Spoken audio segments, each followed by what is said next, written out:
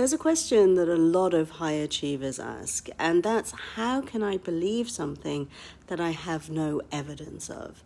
I used to ask that question myself, and my clients ask it too. So that's what we're diving into today.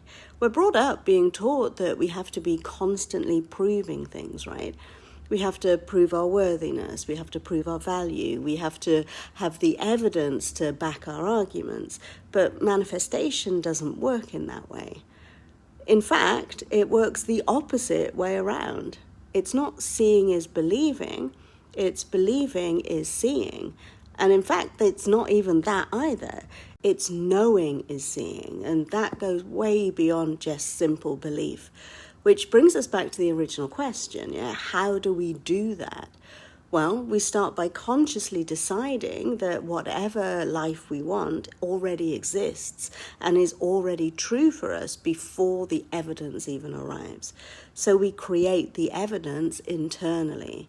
And that might look like embodying the identity of the person who already has it, or rehearsing the feelings of what it will feel like to have it, and choosing to focus our attention on what supports that knowing rather than what contradicts it. The brain doesn't need proof in the way that we were taught at school. It needs repeated signals and emotional resonance. And you can give yourself all of those things internally, regardless of what you see in the outside world. And when you add aligned action, that creates the embodiment of the new belief, of the new knowing.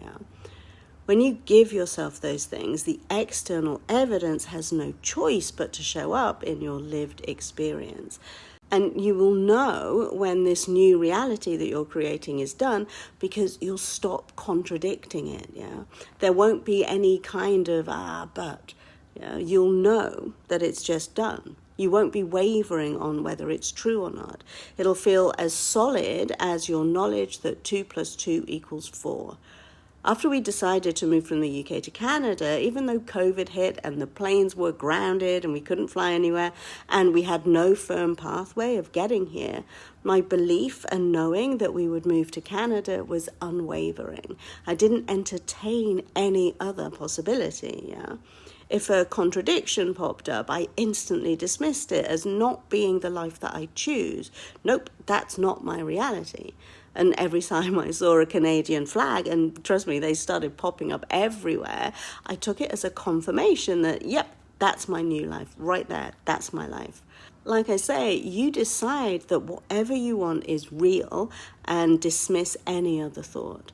So to answer that original question of how can I believe something I have no evidence of directly, you build the inner state of knowing and hold on to it until the outer reality catches up.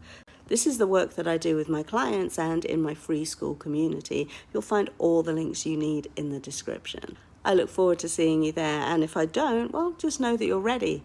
And this is where it begins. I'll see you next time. Bye.